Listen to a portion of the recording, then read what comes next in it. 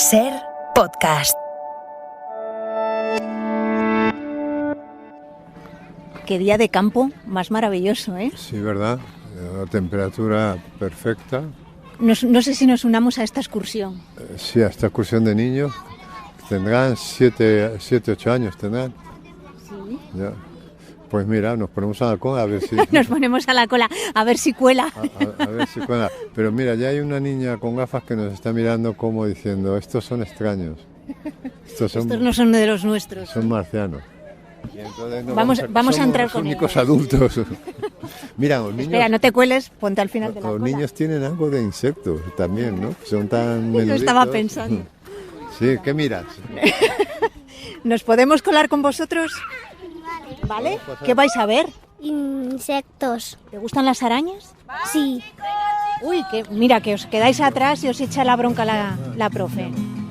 We've been gone for such a long time that I'm almost afraid to go home. A long road is a long, dragged out imagination where things can go wrong, but we keep rolling on.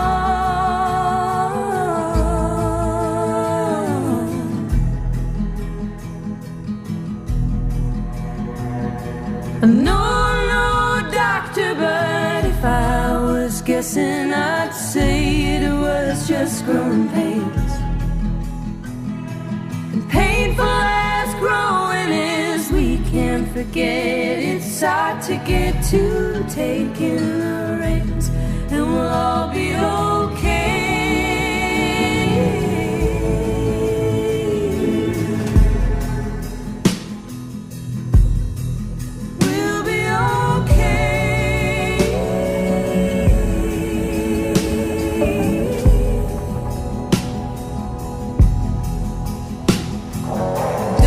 Trails can lead you to a golden road. I've been told. Can't remember who it was or all she spoke. Will it pay for thoughts? Leave me broke. 'Cause everyone's around and I'm still alone. Everyone's around right now and I'm still alone. Claro, porque Paqui y tú, entre un grupo de niños, pasáis completamente inadvertidos. Es como cuando Mortadelo y Filemón se disfrazaban de cohete para infiltrarse en la NASA. Nadie se iba a dar cuenta, ¿no? Totalmente, invisibles. ¿Cómo estás? Pues te digo la verdad, estoy un poco aturdido. ¿Aturdido? ¿Por qué? Sí. Pues yo no sé, pero hay algo en la atmósfera. Ayer por la noche hubo una tormenta de aire, en mi barrio por lo menos. No sé Había si- un cielo muy raro, porque había como una cortina de sol que bajaba. Eso es un cielo extraño, como de fin del mundo, y luego una tormenta de aire con 4 gotas así salpicadas, como si alguien las salpicara con las manos, ¿no? En mi barrio hay mucho árbol, y veías a los árboles moverse, que claro, como el viento es invisible, te podía dar la impresión de que se movían por voluntad propia, ¿no? Agitando las hojas que parecían manos, ¿no? No sabía si se despedían o pedían socorro. Y me he levantado con esa impresión de aturdimiento, y estaba todo tan sucio en la Gran Vía, como si hubiera sido Está muy sucio. todo el resultado de ese viento que me ha revuelto todo, ¿no? Hojas, como si las ideas también estuvieran revueltas, ¿no? Y estoy así un poco... Además, he venido en metro, y tú sabes que, no sé si te he contado alguna vez, que hay una leyenda de que en la línea de metro que viene de mi casa, La estación fantasma. esa es la estación de Alameda Osuna, dicen que cada 10 vagones, cada 10 convoyes que pasan, uno va lleno de muertos, ¿no? Cada 10. O sea, tú cuentas 1, 2, 3, 4, 9, 10, en décimo van muertos. Y claro, tú no sabes nunca cuándo es en décimo, porque para eso tendrías que ponerte a contar desde que empieza a funcionar el metro a las 5 o a las 6 de la mañana, ¿no? Y claro, igual tú te montas y te has montado en el de los muertos sin saberlo, ¿no? Y yo me debo haber montado en el de los muertos, porque estaba todo lleno, era un convoy de estos alargados, de tipo gusano que llamo yo, ¿no? Sí. Que te dan la impresión de que estás en el intestino de un gusano. Y había por aquí todos rostros tan familiares, de gente muerta, que conozco. Digo, ostras, me he colado en el vagón de los muertos.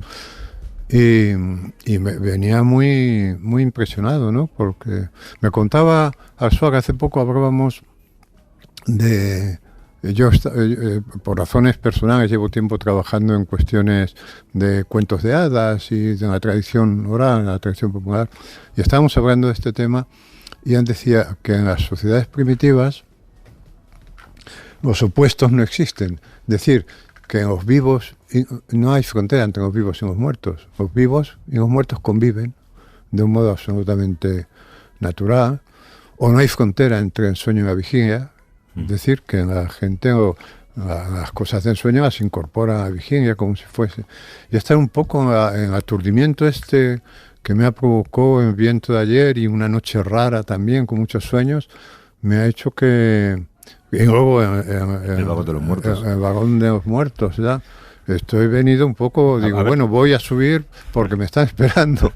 Pero A lo mejor este es el estudio de los muertos y no lo sabemos. a lo mejor estamos, ¿te imaginas? Oye, que hay...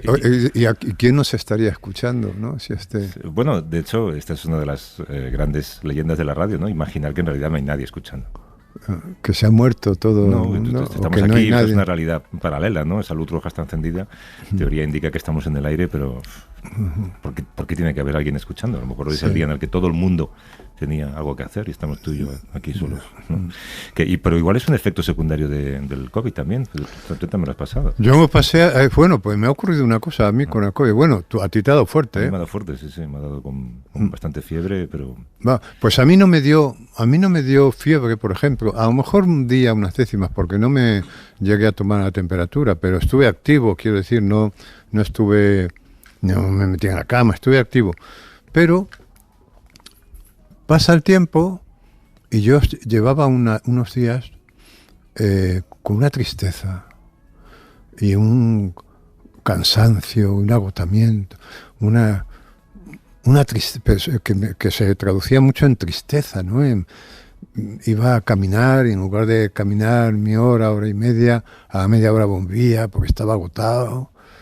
Me daban ganas de sentarme a la mesa de la cocina y ponerme a llorar, una cosa rara, y no sabía, claro, como a mi edad todo atribuyes a la vejez, decía yo, pues será un efecto de la vejez, una desgana, una especie de niebla mental, de dificultad para concentrarme en la lectura y tal. Y en una de estas se me ocurre tomarme la tensión. 5, 6, 5, 8 a la mínima, digo, 5, a la mínima. Claro, eso es una tensión casi de estar muerto, ¿no? Y resulta que yo llevo años tomando pastillas para la tensión, contra la tensión alta. Bueno. Y entonces estaba tomando pastillas para la tensión alta cuando la tenía baja. Y lo que yo me pregunto si ha sido un efecto del COVID que me ha devuelto a mi tensión. Yo siempre he tenido la tensión baja, siempre, como mi madre. Y además siempre recuerdo que en casa se decía una frase que era: la tensión baja es un seguro de vida. Que luego ya de mayor entendido, claro, porque la tensión alta pues te puede provocar un ictus, un derrame, en fin, ¿no? Y entonces yo estaba encantado de tener la tensión baja. Pero un día que fui a un médico a hacer un chequeo de estos anuales, pues sabes que de rutina te toma la tensión. Y me dijo: Juanjo, tienes la tensión un poco alta. Y digo: es imposible si yo soy de tensión baja. Dice: sí, pero a veces con la edad estas cosas cambian. Te estoy hablando de hace 10 años quizás, ¿no? Y entonces dijo: tómatela. Me compré un tensiómetro, que eso fue una entrada en mi vida de algo nuevo. O sea, pues yo pensé que los tensiómetros eran aparatos que estaban en las clínicas, ¿no? Resulta que hay tensiómetros domésticos, ¿no? Y bueno, que es un aparato bien curioso. No sé, ¿tú lo tienes? ¿No tienes tensiómetro? No. Pues ya vas entrando en una edad en la que deberías tenerlo. Bueno, y me dijo: tómate unos días la tensión y lo vemos. Y efectivamente me la estuve tomando de manera regular y la tenía alta. Y me dijo: bueno, pues nada, tienes que empezar a tomar una pastilla, ya sabes tú, a partir de cierta edad, cada año una pastilla, ¿no? y empecé a tomar pastillas y nada, perfecto, porque además es una pastilla en principio no muy alta, me regulaba mi atención en su punto. Bueno, pero claro, si tienes la tensión baja y tomas pastillas para la tensión, para bajarte nada más, sí, sí. pues claro, y entonces, claro, ahora tengo una confusión porque no he tenido tiempo de ir a un médico para que me lo aclare, no sé si tomar la pastilla, si no tomar, si bajar la dosis, si no la tomo me da miedo que me dé una subida, y vivo en un estado de confusión permanente que tiene mucho que ver con la confusión. Pero me pregunto, claro, no sabemos, porque a veces atribuimos a las cosas que pasan primero a causa de lo que pasa después. Pero claro, como me ha ocurrido esto de volver a la tensión baja después del COVID, Claro, igual hay, tanto que no se sabe de los efectos secundarios a largo plazo del COVID, y yo, por ejemplo, a mí me preocupaba todo lo que tiene que ver con el olfato y el gusto. sí. Dijo, madre mía. ¿Y no lo perdiste? No lo perdí, pero yo creo que también el olfato y el gusto, cuando te gusta mucho comer, pues es un horror pensar en Hombre. perderlo, ¿no? Pero igual tiene efectos positivos, igual de repente te crea superpoderes. En Claro. tu caso, una tensión perfecta al resto de tu vida. Claro, pero tú fíjate, yo siempre he dicho que que la gripe, y ahora el virus es una especie de gripe, a mí por lo menos siempre que he tenido me ha reseteado, ¿no? Es decir, que cuando he salido de la gripe, he salido como estrenando el cuerpo, como estrenando la vida, ¿no? Tú no sales así un poco como reseteado, con la sensación de... como cuando apagas y enciendes el ordenador. Cuando el ordenador está un poco... así, Todavía estoy como cuando el ordenador tiene un virus, ¿sabes? Por ahí rodando. no te ha reseteado. Todavía no. Todavía me faltan unos días para llegar a ese reseteo, creo. O sea, el micrófono que tienes delante, por ejemplo, ¿te parece que es una cosa normal? ¿No te parece una cosa rara? No, me parece normal. ¿Por qué? No, porque cuando vuelves a la vida, después de una gripe, a la vida normal, digo, Sí. todo estrenas, todo te parece nuevo, todo te parece Pero bueno, eso es cuando vuelves a nacer casi, ¿no? Es como, pero es que, como así una experiencia casi mortal. pero es que de la gripe se sale un poco así, como, o sea, en la convalecencia, que es un estado maravilloso. O sea, si viviéramos siempre en un estado de convalecencia, la vida sería maravillosa. Porque todo te causa extrañeza, todo te maravilla. ¡Qué maravilla! Pero si es que esa esponja que tú tienes en el micrófono, amarilla, es fabuloso. ¿Quién ha inventado eso? ¿Quién ha inventado eso? ¿Quién ha inventado ese amarillo? Esa esponja donde vas dejando toda la... Pero entonces es convalecencia sin dolor, claro. No, la convalecencia no tiene dolor. La convalecencia es un estado de divinidad... de divinidad, sobre todo de extrañeza, de regreso a lo primordial. O sea, tú te imaginas un mundo en el que todos estuviéramos en una permanente convalecencia. ¿Te imaginas una sesión de los miércoles del Congreso donde los políticos estuvieran todos de convalecencia? ¿Serían más virtuosos? Bueno, no darían las cosas por hechas, no hablarían con esa seguridad, se fijarían en el adversario y dirían: qué curioso este adversario, ¿no? Qué delgado está, o qué personaje, qué cosas dice, ¿no? Cuando abre la boca. Quiero decir que el mundo sería distinto, porque no daríamos nada, por supuesto. Todo nos parecería nuevo. A mí, por lo menos, esta es la sensación que he tenido. Me acuerdo cuando era joven, que yo cuando era joven enfermaba mucho, de adolescente, de anginas y con fiebre. Y me acuerdo y entonces fumaba mucho yo. Y entonces me acuerdo, una de las cosas, por ejemplo, que recuerdo del regreso a la vida, ¿no? Era, me compraba unos cigarrillos mentolados que creía que eran muy buenos para la respiración, porque eran mentolados, claro. Había ese mito, ¿no? De que el mentón, había pipas de mentol, ¿te acuerdas? Sí, sí. Y que se llamaban, ¿cómo se llamaban aquellos cigarrillos mentolados? Reno, quizá, no me acuerdo. Y recuerdo, como si fuera hoy, la primera calada, después de haber estado sin fumar a lo mejor 7, 8 días por la fiebre y aquello. Y a veces, ¿dónde estoy viendo? Estoy viendo una película o una serie que fuma. Ah, no, he visto una película estupenda, se llama Drive My Car. Ah, sí. ¿Has visto? Uh-huh. Que es japonesa, Sí, sí. y que está basada en un relato de Murakami, por cierto. Y hay dos personajes que fuman, pero solamente fuman cuando es pertinente fumar. O sea, es maravilloso, porque no son de estos fumadores compulsivos, es una choferesa que lleva al protagonista de la película, que es un director de teatro, de un lado a otro por la isla esta de Japón, de Hiroshima, ¿no? Y lo tiene que llevar, es su choferesa, ¿no? Y van y entablan cierta amistad. Y de vez en cuando paran el coche y fuman, pero cada cigarrillo es un acontecimiento, no es que lo tengan incorporado a la vida diaria, Pero ¿no? tú te ves en eso. Ese es un cigarrillo típico de convalecencia. Viendo esa película, estos días me daban ganas. Yo a veces sabes que fumo un cigarrillo, ¿no? Y me daban ganas. Pero vamos, yo no te he visto nunca fumar, de hecho. Es que fumo muy de vez en cuando. Yeah. Si se da la oportunidad, ¿no? Pero entonces tú es curioso porque yo creo que la gran preocupación de mucha gente es que todos los días sean iguales. Y esto el cine también lo ha reflejado muy bien, ¿no? Que el día se repita, la rutina, Sí. ¿no? Y yo te escucho y es como que tú cada día es un descubrimiento de un mundo distinto en tu cabeza, ¿no? Bueno, porque yo estoy muy en estado de convalecencia, ¿eh? Permanente, Por lo dices. general, sí. O sea, mi estado normal es yo creo que es el de la convalecencia. A eso se añade a veces confusiones como esta de, joder, que resulta que ahora que estoy tomando pastillas para la tensión alta y la tengo baja, que me meto en el metro. Claro, porque esta leyenda es real. La escuché yo una noche en la radio, en uno de estos programas nocturnos. Sí, que son tan veraces. Y Que están también documentados, ¿no? Y de cada 10, oye, es fantástico, ¿no? No sé, vamos a ver.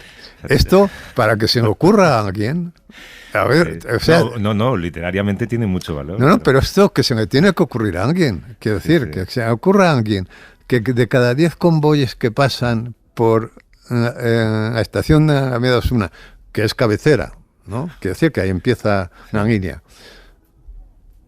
Un vagón vayan muertos. Claro, ¿qué pasa? Que tú de día no lo notas, porque el metro va con mucha gente y los muertos y los vivos se mezclan.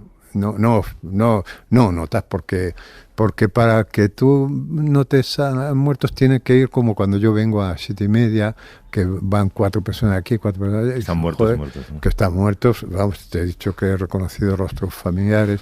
Claro, y que me ha hecho pensar también, ¿no? ¿Yo cuántos muertos tengo? O sea, a partir de cierta edad, en lugar de los años, ¿cuántos años tiene usted? ¿Cuántos muertos tiene usted? Pero claro, a mi edad ya se van teniendo unos cuantos. Yo ya tengo unos cuantos muertos, ¿eh? Siempre pienso en que a la edad joder, y pesan, ¿eh? Para Sí, empezar. yo recuerdo, no solamente me lo contaba José Martí muchas veces, ¿no? Lo mucho que le dolía tener un muerto más en su vida, ¿no? Claro, porque el paisaje se va rompiendo, ¿no? Claro. El paisaje se va rompiendo y va quedando un hueco, ¿no? En el paisaje, ¿no? Bueno, tu realidad se parte y se quita un trozo de tu realidad en la que tú vives, Claro. como si te quitaran de repente una ciudad. Y te dicen, Esto es. esta ciudad no existe. Van desapareciendo trozos del paisaje, y si tú no desapareces ahí, llega un momento seguramente que estás en un sitio sin paisaje prácticamente, ¿no? Esto se nota mucho también, yo lo he contado una vez en los funerales. Tú cuando...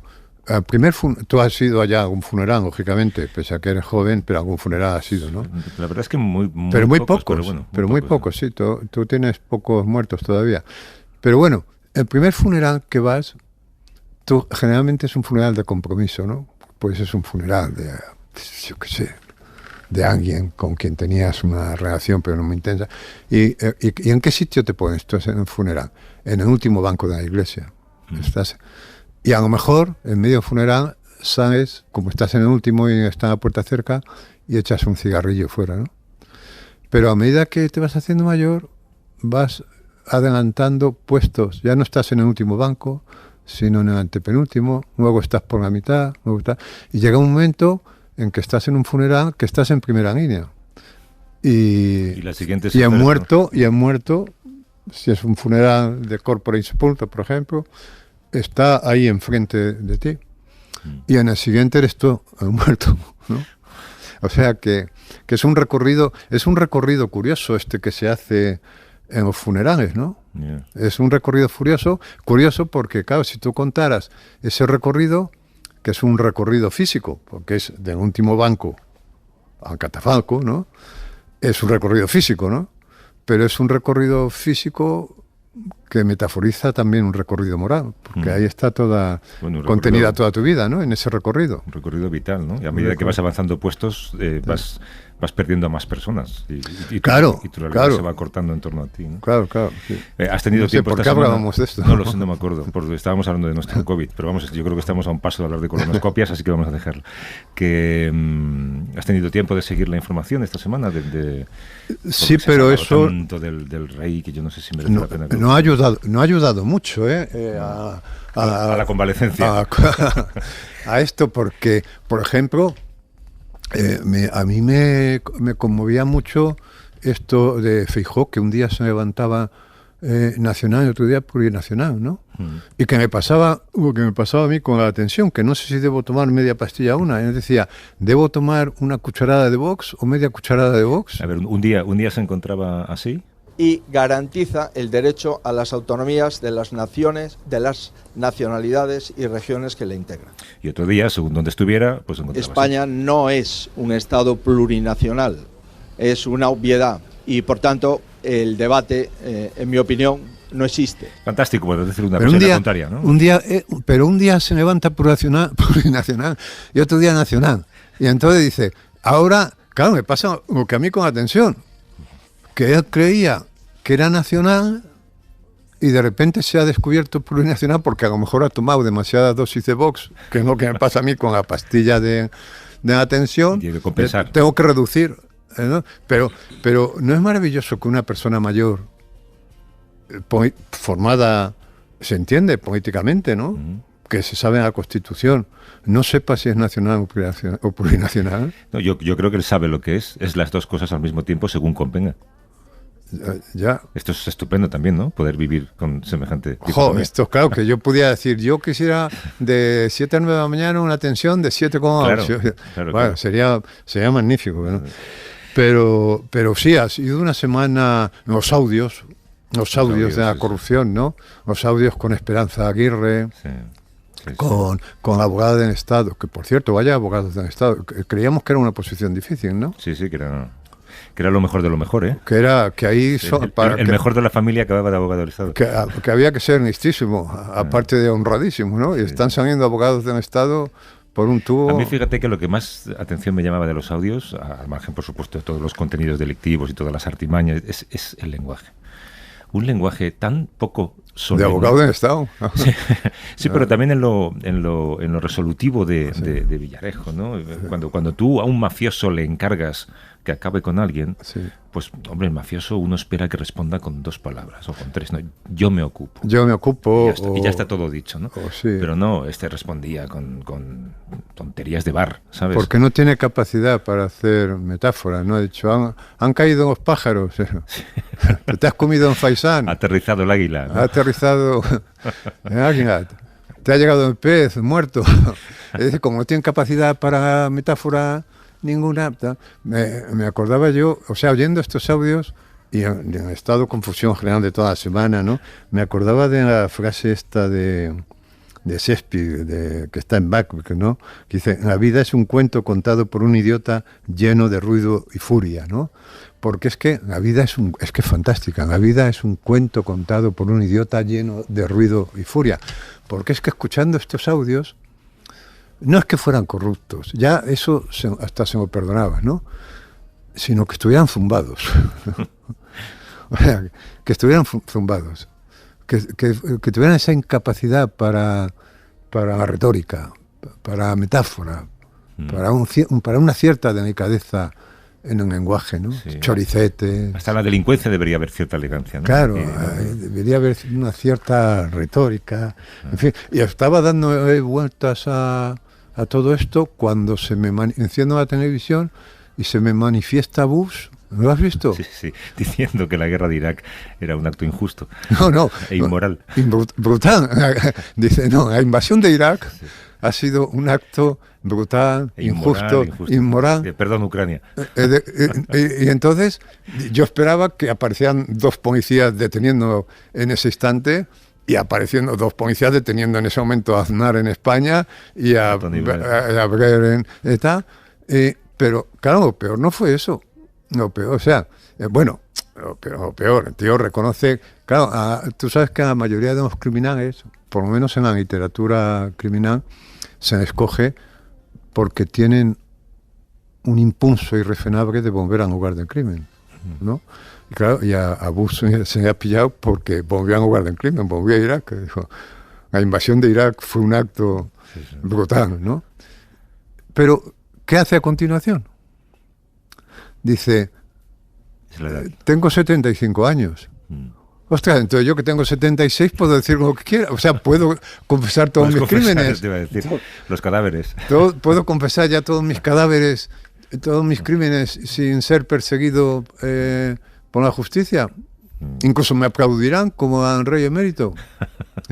No, esto también pensaba, me acordaba viendo también lo de Enrique, es que ha sido una semana. Bueno. Es que lo de Bush tenía que haber sido noticia de primera página. Sí, debería haber ocupado una semana entera.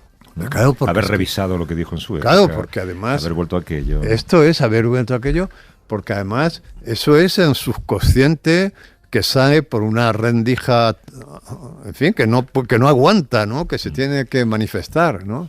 Y ahí es donde sale la verdad, ¿no? Ha ocupado poco espacio porque además fue una invasión brutal. Fue una invasión brutal, absolutamente cruel. En fin, podrían haber juzgado por asesino de guerra perfectamente, ¿no? ¿Sí? Pero no ha ocupado espacio, ¿no? Esto que es curioso, ¿no?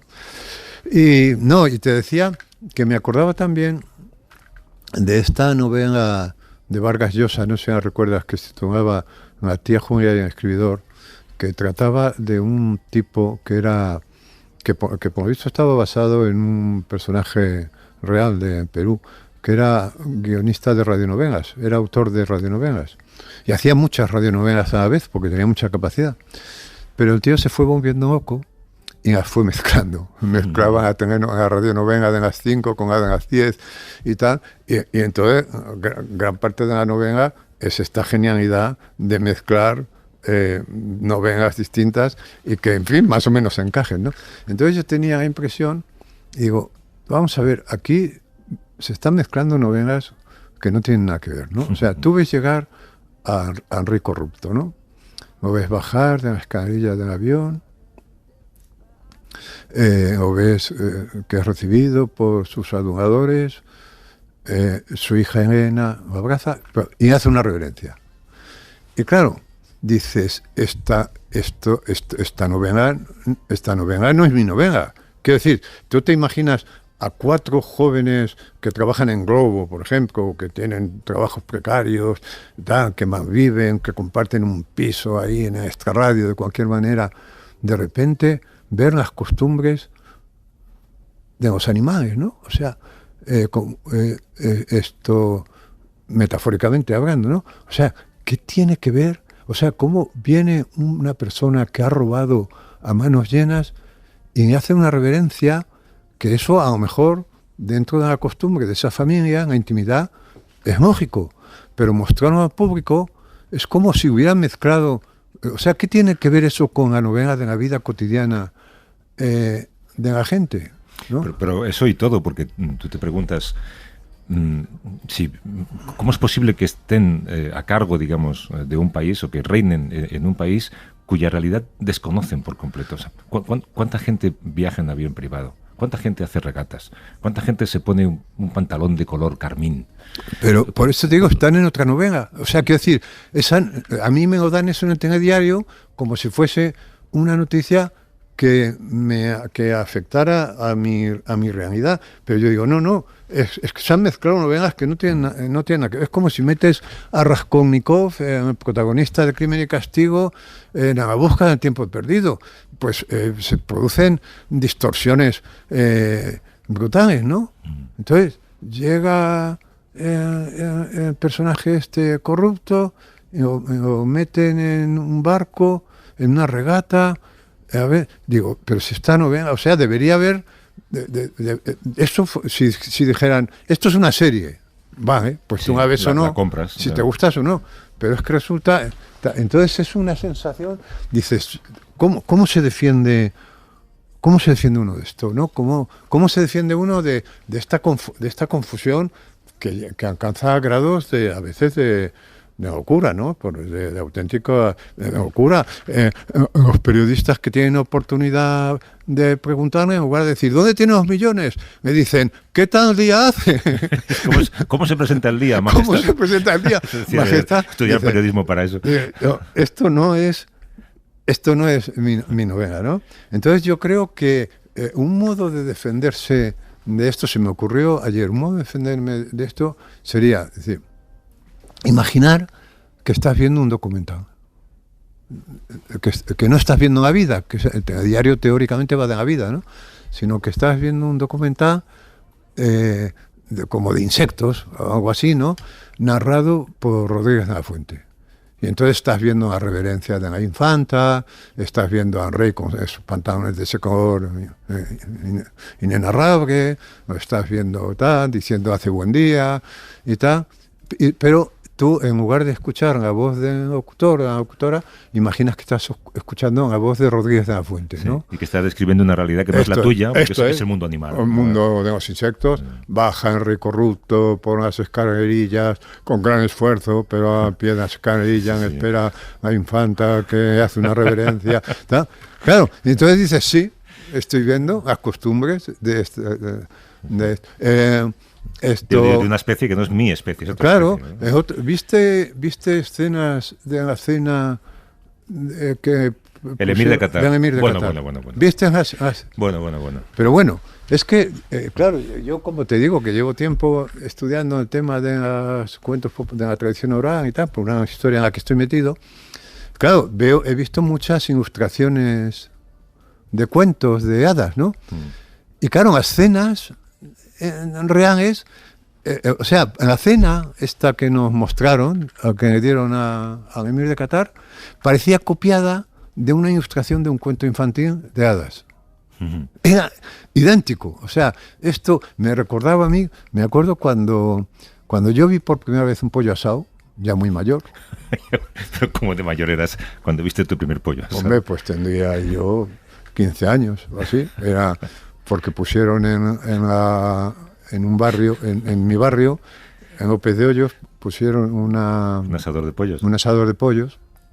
Eran los primeros pollos estos de Gordon, sí, que daban vueltas y lo pusieron allí de manera que se viera desde la calle, para estimular el apetito de la gente, porque claro, el pollo se iba adorando.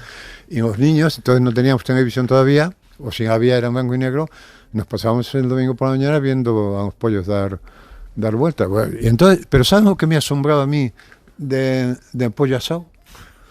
Que era idéntico al pollo asado que aparecía en un TVO de un personaje que era Carpanta, que pasaba mucha hambre. No sé si soñaba con un pollo asado. Que siempre, en sus sueños, siempre veía un pollo asado. Y el pollo asado, con las dos patas y tal. Y yo, el pollo asado que había visto toda mi vida era el pollo asado de Carpanta. Cuando vi el primer pollo asado real, me quedé asombrado, pero digo, pero ¿qué es idéntico al de Carpanta, ¿no? Ahí todavía no conocía yo la frase esta de que en la realidad imitan arte, pero evidentemente en la realidad imitaban arte. Bueno, pues en la cena esta de Qatar, la realidad imitaba arte, porque era idéntico. El emir le regaló a la reina unos pendientes de diamante y al rey una espada. El rey correspondió con una camiseta de la selección española. No sé si detenerme, Claro. no sé si detenerme aquí. Qué asimetría, ¿no? Sí. Exacto, qué injusta es la vida. Y también una réplica de las llaves del Palacio del Pardo, por si quiere ir alguna noche sin avisar, supongo. Que se preocupó Paqui de ver cuánto cuesta. sí. No. No. Paqui se preocupó de ver cuánto costaba una réplica de collar de Isabel Ya la II. Católica, sí. De Isabel la Católica, En la perdón. teletienda, según Paqui, que conoce bien la teletienda, según verde, 150 euros. Fíjate, un collar de 150 euros. Espérate, porque es que en 2018, hablas tú de asimetrías, el emir le regaló a Erdogan, que supongo que ahí los límites a los regalos son diferentes, un Boeing 747-8i, que según algunos portales de aviación es el jet privado más grande y más caro del planeta, 427 millones de euros. Joder, y al rey una espada. O sea, bueno, Erdogan, a mí Erdogan me parece un personaje muy curioso. Tú sabes que una vez hay una entrevista con Erdogan que decía que él creía en Dios pero no se fiaba de él. ¿No te parece genial? Preguntaba si creía en Dios, dice sí, pero no me fío de él. Es una buena respuesta. Claro, pero la asimetría es que Emir de Qatar le regala a nuestra reina unos pendientes que, por lo visto, cuesta una fortuna, que llevan diamantes, ¿no? Y nosotros le regalamos una camiseta. De la selección española. Quizá para encima. Quizá para parecer pobres. Claro, me recuerda a mí esto cuando en las casas humildes venía a comer un primo rico en el que confiábamos que nos ayudara y tal. Y entonces decía, bueno, y cada vez viene a comer, pero no demasiado, no se crea que somos ricos, ¿no? Entonces, claro, dice, ¿qué le regalamos? Una camiseta, no se vaya a creer que no necesitamos 4.000 millones que viene a repartir y porque le damos esta cena de cuento de hadas, ¿no? Absurda. Y entonces le regalamos una camiseta y unos pendientes de diamantes. Y podía haber regalado un par de aviones de 400 millones si hubiera querido. Porque... Para las orejas. Que no sé yo, las orejas, si es una zona muy íntima o no sé, desde el punto de vista de su cultura, no sé. Sí. Claro, yo imaginaba, ¿tú recuerdas aquella escena del Padrino cuando él está en Sicilia y se enamora de esta chica que le pide la mano al padre? Y el día que le piden la mano al padre, le regala un collar, una gargantilla de diamante, ¿recuerdas? Y luego en la comida, que es una comida así también, en una mesa alargada y tal, solamente que van de esporro, a Pacino, de vez en cuando la mira a ella y ella se toca el collar, como en la gargantilla, como diciendo. Y entonces me imagino a Joan Emil mirando de vez en cuando a Leticia y Leticia tocándose. Pero dentro del absurdo, dice la banda de música de la Guardia Real durante la cena, tocó un popurrí de piezas variadas, entre ellas canciones de ABBA, Bee Gees, Frank Sinatra y Village People. Yo no sé si esto es mentira o es verdad. Es una cinta de gasolinera. Yo creo, yo he comprado cuando vendían cintas. Yo me imagino a los músicos, a la banda de música de la Guardia Real tocando eso, ensayando para esta cena, ¿no? Y ahora vamos a tocar YMCA, ¿no? Bueno, pero al emir de Qatar. Está copiado de un cuento de hadas, ¿no? Pero cuando vendían cintas en las gasolineras, que a veces yo en los viajes largos y de voy a comprar una cinta para no dormirme, ¿no? Eran estas mezclas, ¿no? Era una cinta de gasolinera, total. Pero ¿por qué hay dos realidades? La de una parte que dice, pues el rey ha regresado y se le trata casi como un héroe porque viene de la guerra, ¿sabes? Y le recibimos con vítores. Y otra parte que podríamos ser nosotros, por ejemplo, que contemplamos todo esto diciendo, pero ¿qué está pasando aquí? ¿Por qué nadie ve al delincuente que vemos nosotros? ¿O por qué nosotros no vemos al héroe que ellos ven? No, más aún todavía. El rey, a menos pensaría, joder, robé poco, porque si hubiera robado más habría más gente. Incluso yo me pregunté, ¿cuánto tendría que haber robado para que yo estuviera allí aplaudiéndome? Porque claro, todos tenemos un precio.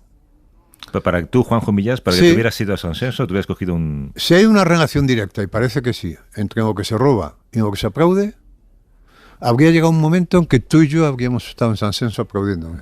Se hubiera robado miles de millones, ¿no? Un catedrático de ciencia política que tiene que ver con el culto al capitalismo también. Es el neoliberalismo. Claro. Este hombre nos ha hecho ganar dinero porque es verdad que se quedó con parte de los 60.000 millones del AVE, pero es que fueron 60.000 millones, con lo cual el capitalismo establece que es un héroe.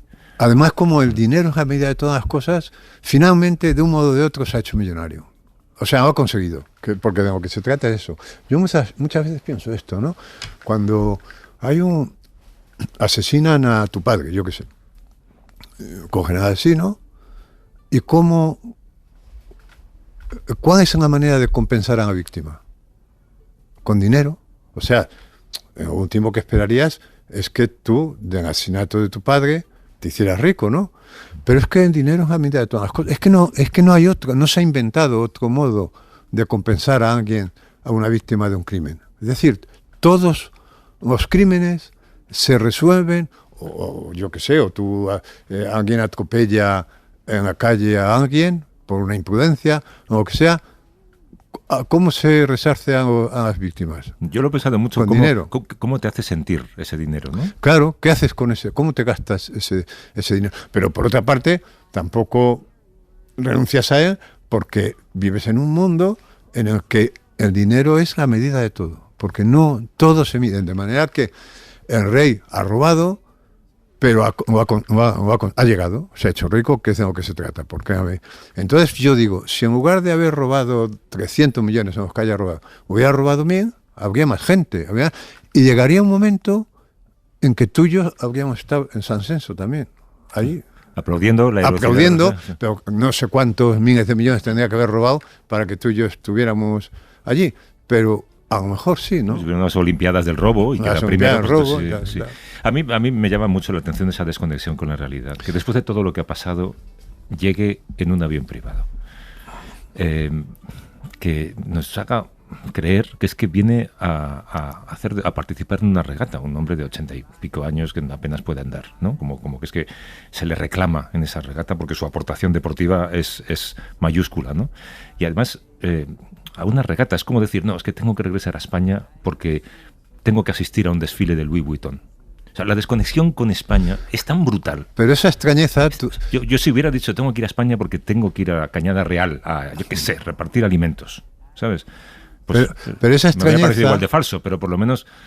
Esa extrañeza que tú generalizas, ¿no? Que dices, ¿cómo está? Esa es una extrañeza que siente mucha gente individualmente, ¿no? Y colectivamente, pues también. Pero sobre todo la sientes tú, o sea, que quizás estás más convaleciente de lo que crees, ¿no? Te extraña porque no es tu novela. O sea, tú ves todo ese panorama y lo repites, dices, no, esto no forma parte de mi novela, es que han metido aquí ahora que los políticos hablan tanto de un relato, este no es mi relato. O sea, tú piensas en alguien que está haciendo cuentas para llegar a fin de mes y para pagar la hipoteca de ese mes con la tele encendida.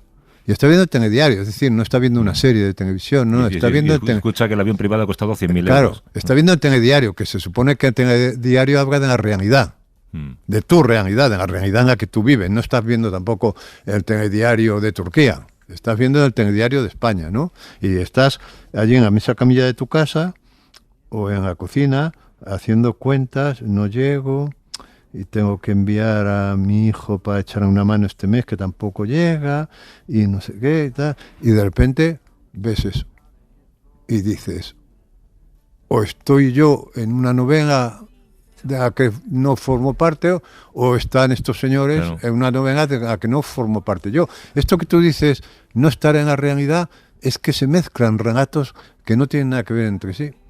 Y tenemos que convivir con ellos. ¿Qué remedio nos pero queda? ¿cuál es la España que existe? ¿La España de alguien que puede permitirse volar en avión privado? ¿La España de reales clubs náuticos, regatas? O la que están mirando por televisión cómo esto ocurre? Claro. A lo mejor somos nosotros. Seguramente hay varias Españas, ¿no? Y nosotros formamos parte... O sea, ¿cómo nos contemplarán a nosotros? ¿Cómo? No. Si hubiera un telediario para ellos. ¿De nosotros? Sí, sobre nosotros. No nos ven. No nos ven porque no estamos. O sea, nosotros sí vemos a ellos.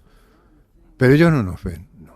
Ayer, o sea, yo ayer por la noche estaba viendo el telediario y me estaba enterando de que, ¿cómo se llama? Pedro Campos se llama el amigo este del rey, que es un personaje también, que iban a cenar una barbacoa. Y bueno, a mí, ¿y esto qué? A mí, que si hicieron una barbacoa además me sienta fatal. Este hombre va a hacer una barbacoa que lo tienen que llevar entre dos guardaespaldas porque el pobre tiene los cuartos traseros estropeados. Se iba a una barbacoa de verdad. Y entonces yo me imaginaba el jardín de Pedro Campos, me acosté, me metí en la cama y me imaginaba el jardín, será una finca, digo yo, no sé. Sí, bueno, es un chalet con un chalet enorme, un espacio, ¿no? Por lo que he visto. Y entonces me imaginaba, además como ya tenemos escenas sueltas, podemos reconstruir en parte un relato, porque yo he visto por ahí en algún sitio una escena de un rey en pantalón corto y camiseta con un niño al lado asando carne en una barbacoa, ¿no te suena? Sí, sé que se dice que el hijo es... Que era hijo, o sea, que el niño de Corina o... Sí. Y entonces, claro, imaginaba al rey en pantalón corto de un color también raro, allí, claro, una barbacoa de noche, gente mayor, que ya son gente de una edad, ¿no? Un poco que decían que habían llevado 2 sacos con 10 kilos cada uno de cada la barbacoa que tiene chorizo, butifarra, cosas que sientan muy bien por la noche, cosas torrezno. De todas maneras, esto que decías bien regado de vinos, imagínate, ¿no? Vinos de 40 euros. Bueno, 40 euros. Yo soy un ingenuo, ¿no? A mí es que a mí un vino de 7, claro. Pues yo te digo que son novenas, o sea, ahora mismo se acaba de notar esto. O sea, yo me imagino la novena de esta pobre gente que ayer iba a hacer esta barbacoa y todo lo más que se me ocurre es imaginar una botella de 40 euros. Como el paradigma de la riqueza. Claro, porque si a mí una botella de 7 euros me parece que está bien, que ya, oye, con 7, 8, 9 euros puedes comprar ya un crianza, ¿no? Ya los hay, ¿no? Y me parece que es brutal, o sea, que es un lujo. Yo hoy como es domingo, abriré una botella de vino de estas, te voy a decir, de 10, 12 euros. En la casa por la ventana. Claro, casa por la ventana. Entonces, claro, ahora me acabo de dar cuenta de esto. O sea, no tengo ni imaginación para entrar en esa novena. Pero claro, ¿qué vinos beberán? ¿Cuánto costará una botella de vino de esa barbacoa salvaje? Claro. Que a lo mejor es un vino que ni se lo merece. Porque claro, para degustar un vino en una barbacoa que será con vasos de plástico. Sí, claro. Otra calidad. Será plástico de calidad. Otra metedura de plástico. No, claro, porque tendrás... Es que me imagino que se lo están haciendo todos ellos. Pero claro, yo si hago una barbacoa me hago yo. Pero habrá servicio. Hombre. Y entonces habrá copas. Por favor. Habrá copas. Pero ¿cómo será la barbacoa? Por ejemplo, una barbacoa, ¿cómo te la imaginas tú? Platos de plástico, vasos de... Poco informal, ¿no? De plástico, poco informal, ahí todo el humo del tocinazo y tal, el vinazo. Pero claro, no puede ser, una barbacoa de esta gente no puede ser así, ¿no? Acuérdate que estuvo en el programa Fernando Schwartz, que está casado con una prima del rey, estuvo hace un par de semanas y charlábamos con él, es un tipo fantástico, y en el libro que acaba de publicar, él cuenta varias anécdotas del rey, porque solía ir el rey y la reina, a veces con las entonces infantas, a Mallorca, a su casa, y navegaban juntos. Y contaba cosas como que, por ejemplo, el rey en público decía lo mal que le caía a Leticia. Se lo contaba a sus amigos. Sí. Pero sobre todo, yo le preguntaba, tú que has sido amigo suyo, ¿nunca se te ocurría preguntarle ¿por qué te tienes que ir a Suiza con ese maletín? Claro. ¿No? ¿Por qué estás yo qué sé, pues en Riad ahora mismo y has vuelto con una bolsa llena de dinero? ¿Sabes? Los amigos, lógicamente, sabían lo que estaba pasando en el terreno económico y en otro, en el sentimental, ¿no? Y él decía, es que nadie se atrevía a decírselo. Nadie. Dice, el único que se atrevía a veces y con mucho cuidado era Sabino Fernández. Sabino, que estaba desesperado con él. Y sabía que si se lo decía, le ponía una pistola en la cabeza, metafóricamente. Entonces, bueno, pues es gente que ha crecido en ese margen de impunidad, incluso entre sus amigos. Bueno, a mí me contó un periodista que no diré el nombre porque es ya fallecido, que estaba muy cercano a la Casa Real y con el que yo coincidía a veces, que llegaba Mario Conde, llegaba con un maletín, se sentaba enfrente de la mesa donde estaba él, ponía el maletín en el suelo y daba una patada. Y Sabino Fernández Campos estaba desesperado porque a una madrugada decía, me voy. Y decía, ¿a dónde vamos? Está al dentista. Sí. Decía, Eso sí que es falta de imaginación. Decía, me voy al dentista, ¿no? Ya. Y me va a contar. Pero sí, o sea, la cuestión es que ahora retrospectivamente vemos que estuvo delinquiendo todo el tiempo, ¿no? Y ahora, claro, ahora a mí me gustaría saber más. A mí me gustaría que desclasificaran los papeles del 23F. Hombre, claro. Sería de todas maneras, bueno, mira, sería fantástico, ¿no? Se nos ha ido el tiempo con la conversación. Sí, porque yo había venido a hablar de insectos. Sí, bueno, otro día, no te preocupes. Hay una teoría, hablando de leyendas urbanas como la del vagón de los muertos, que dice que Leticia no es quien dice que es. En realidad es una periodista que se ha infiltrado en la Casa Real y que dentro de unos años tendremos el gran documental de Netflix sobre la Casa Real. Lo está grabando todo. Yo rezo para que eso sea y se titulará La vida de los insectos y pondrán una voz en off que imite la de Rodríguez de la Fuente. Sería fantástico. Venga, hasta la semana que viene, Juanjo. Adiós.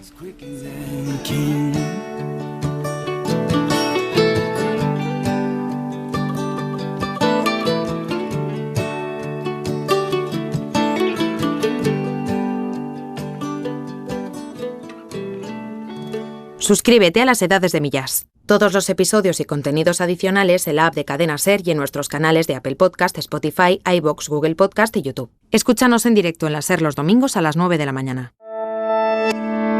Cadena SER. La radio.